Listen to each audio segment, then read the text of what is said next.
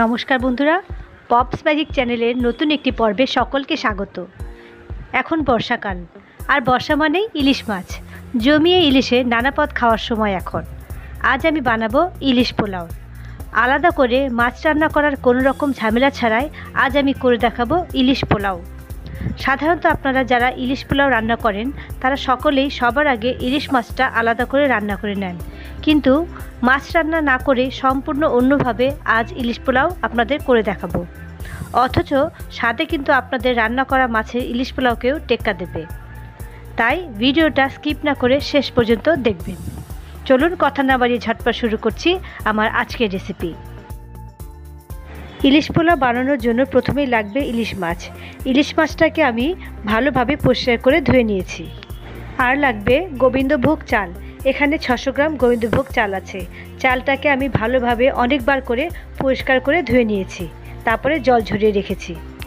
আর লাগবে তেজপাতা, রসুন বাটা, আদা বাটা, এলাচ, দারচিনি, গোলমরিচ, কাঁচা লঙ্কা চেরা, ঘি, আর এখানে 4টে পেঁয়াজ আমি এভাবে বড় বড় টুকরো করে কেটে নিয়েছি। যে কোনো পোলাও রান্না করার সময় যদি জল সম্পূর্ণ ঝরিয়ে নেওয়া যায় তাহলে পোলাও সবসময়ই ঝরঝরে হবে।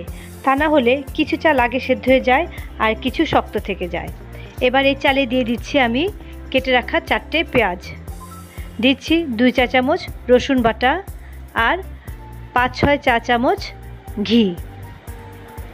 এবার একটা হাতা দিয়ে খুব ভালো করে এগুলোকে আমি মাখিয়ে নেব। একটু সময় নিয়ে কাজটা করতে হবে যাতে প্রত্যেকটা চালের গায়ে ঘি এবং রসুন মেখে যায়। সব কিছু ভালো মতো মাখানো হয়ে গেছে। এবার এটাকে আমি আধা ঘন্টা রেখে দেব। আর এখন মাছের মধ্যে দিচ্ছি 1/2 চা চামচ নুন, 1 চা চামচ হলুদের গুঁড়ো আর 1 চা চামচ আদা বাটা। সব কিছু খুব ভালো করে আমি মাছের সাথে মাখিয়ে নিচ্ছি। এখন এভাবে মাখানো হয়ে গেলে মাছটাকে আমি আধা ঘন্টার জন্য রেখে দেব।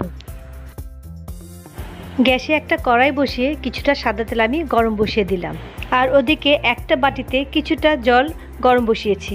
যেহেতু 600 গ্রাম চাল নিয়েছি তাই জল নিয়েছি 1.2 লিটার, অর্থাৎ জলের মাপ হবে চালের দ্বিগুণ। অল্প কয়েকটা তেজপাতা দিয়ে এখন ঢাকা দিয়ে দিচ্ছি এবং জল ফুটে আসা পর্যন্ত অপেক্ষা করব। তেল গরম হয়ে গেছে। এলাচ, দারচিনি এবং গোলমরিচ দিয়ে দিলাম। কয়েক সেকেন্ড একটু ভাজা ভাজা করি এটাকে। এখন দিয়ে দিচ্ছি মেখে রাখা চাল। এতক্ষণ ঘি দিয়ে মাখা ছিল বলে চালটা একটু জমে গেছে। চালটা এখন খুব ভালোভাবে ভেজে নিতে হবে। মিডিয়াম ফ্লেমে 5 থেকে 6 মিনিট ভাজতে হবে। চাল ভাজা যত ভালো হবে পোলাও কিন্তু ততই ঝরঝরে হবে। চাল যদি ভালোভাবে না ভাজা হয় পোলাও কিন্তু পারফেক্ট হবে না। এই ভালো করে না ভাজার কারণে আর সঠিক জলের মাপের কারণে অনেকেরই কমপ্লেন থাকে যে তাদের পোলাও নরম হয়ে গেছে। এদিকে জলটা ফুটতে শুরু করেছে। আমি গ্যাসের ফ্লেম অফ করে ঢাকা দিয়ে রাখছি। এভাবে ভাজতে ভাজতে চালের মধ্যে একটা হালকা কালার চলে এসেছে, আর চালের গায়ে একটা চকচকে ভাবও এসেছে। তাছাড়া চাল ভাজা হয়ে গেলে চালের মধ্যে ঝনঝনে আওয়াজও হয়। এখন দিয়ে দিচ্ছি ফুটন্ত গরম জলটা। 600 গ্রাম চালের জন্য 1.2 লিটার জল আমি ফুটিয়ে রেখেছি, কিন্তু এখানে আমি 1.1 লিটার জল দিচ্ছি, অর্থাৎ কিছুটা জল আমি হাতে রেখে দিলাম। চালের উপরেও, অর্থাৎ চাল নতুন না পুরনো তার উপরেও জলের পরিমাণ নির্ভর করে। যেহেতু বাজার থেকে কিনে আনার সময় আমরা জানি না চালটা নতুন না পুরনো, সেই জন্য আমি কিছুটা জল আমি হাতে রেখে দিলাম। প্রয়োজনে সেটা পরে দিয়ে দেওয়া যাবে। এবার ভালো করে চালের সাথে জলটা আমি মিশিয়ে দিচ্ছি। দিচ্ছি 6-7টা চেরা কাঁচা লঙ্কা, 1.5 চা চামচ নুন আর 4-5 চা চামচ চিনি। নুন চিনিটা আপনারা আপনাদের স্বাদ মতো দেবেন। এবার সব কিছু খুব ভালো করে আমি চালের সাথে মিশিয়ে দিচ্ছি। এখন গ্যাসের ফ্লেম লো করে এটাকে আমি ঢাকা দিয়ে দেব, চালটা যাতে কিছুটা সেদ্ধ হয়ে যায়। প্রায় 8-10 মিনিট পর ঢাকনাটা খুলে আমি একবার চেক করে নিচ্ছি। নিচে তেমন আর জল নেই। নুন চিনি লাগলে এ সময় টেস্ট করে দিয়ে দেবেন। আর যদি চাল সেদ্ধ হতে আরও জল লাগে তাহলে তুলে রাখা বাকি জলটাও এখন দিয়ে দেবেন। আমার এখানে যে জল আছে তাতেই বাকি রান্নাটা হয়ে যাবে। চালটা কিন্তু 75% কুক হয়েছে।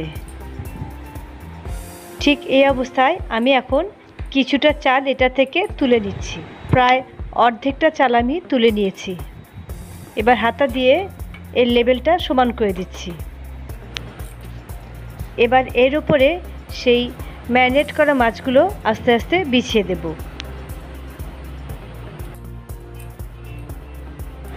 কিছুটা পেঁয়াজ বেরেস্তা মাছের উপরে ছড়িয়ে দিচ্ছি।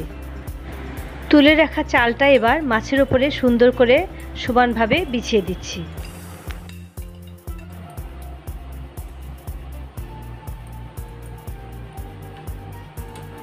সবার উপরে আবারও কিছুটা বেরেস্তা আমি দিয়ে দিলাম। এবার গ্যাসের ফ্লেম লো করে এটাকে আমি ঢাকা দিয়ে রাখছি, যাতে পুরোটা এবার ভালো মতো কুক হয়ে যায়। 6-7 মিনিট হয়ে গেছে। আমি এখন ঢাকনাটা তুলে নিলাম। আপনাদের একটু উঠিয়ে দেখাচ্ছি। খুব ভালো কুক হয়েছে এবং পোলাওটাও খুব ঝরঝরে হয়েছে। এখন আমি গ্যাসের ফ্লেম অফ করে দিচ্ছি আর ঢাকা দিয়ে এটাকে 10 মিনিটের জন্য রেখে দেব। কোনো রকম মাছ রান্নার ঝামেলা ছাড়াই তৈরি হয়ে গেছে ইলিশ পোলাও। নেই কোনো মশলার বাহার, অথচ অসাধারণ এর স্বাদ। এভাবেও যে ইলিশ পোলাও রান্না করা যায় আপনারা অনেকেই হয়তো সেটা জানেন না। রেসিপি ভালো লাগলে লাইক করবেন এবং কমেন্ট করে আমাকে জানাবেন, আর সাবস্ক্রাইব করে আমার চ্যানেলের পাশে থাকবেন।